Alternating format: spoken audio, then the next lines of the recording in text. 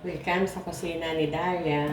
Bali, ang gagawin natin dito ay yung tinatawag na lecithin. Ang pinaghalong gelatin at leche flan. Una, sa mga ingredients natin, isang gatas na ibak. Samahan din natin ng 2 itlog.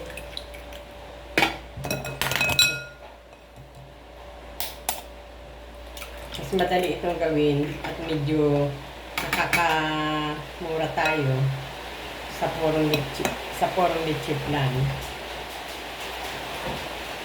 Then meron din ulit tayong vanilla na ilalagay.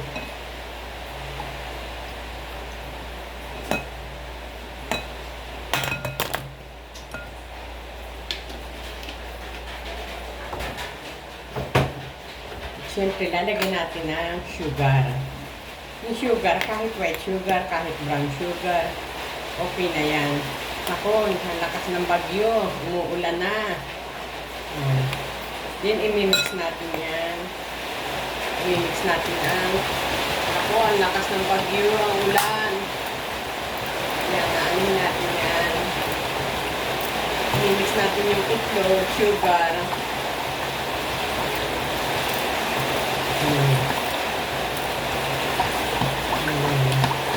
Madali lang gawin ito.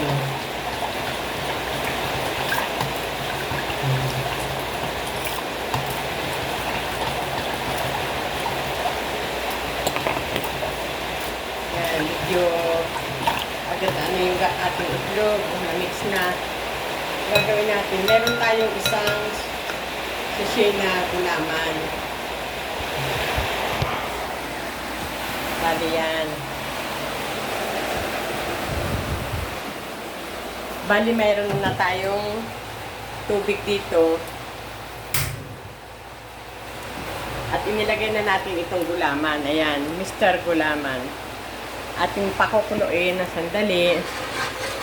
Ayan, pakulo.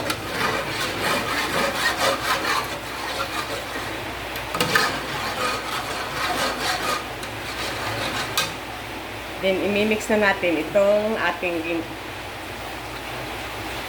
gatas, itlog, at sugar. Ayan. Hintayin lang natin kumulo.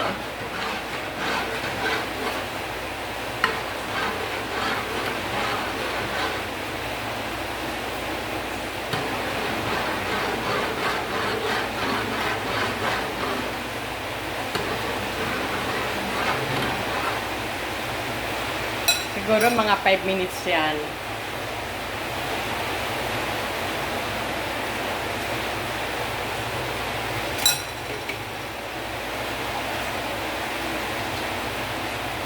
Bali, yung ginamit nating gulaman, kulay yellow.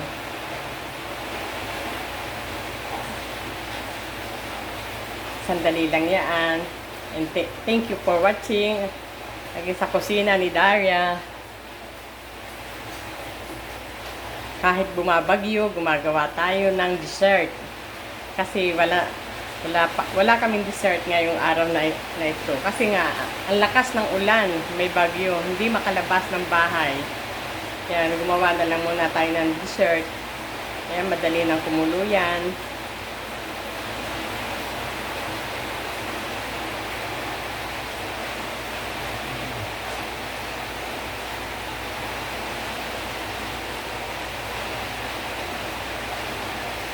Sandali na lang at kukulo na.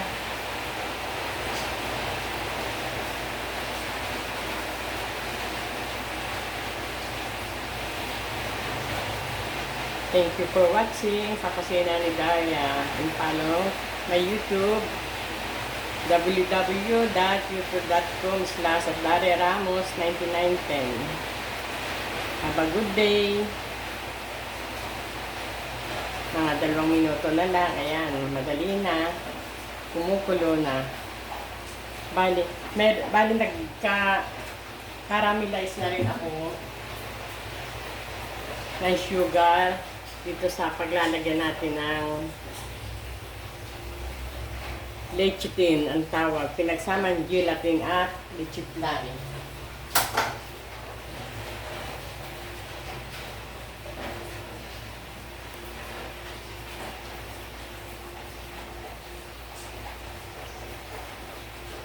Sinudo ko na para madaling kumulo.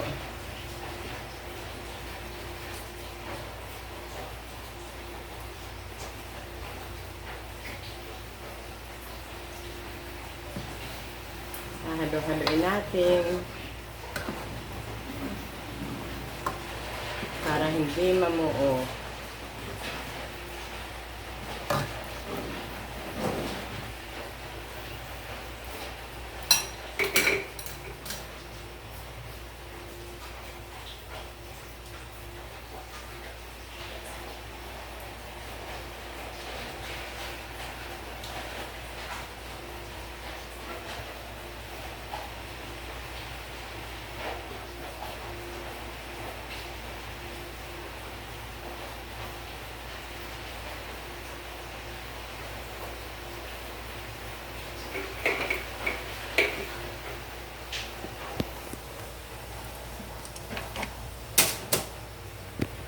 Ayan, at kumulo na. Kumulo na po at pwede na natin patayin. Ayan.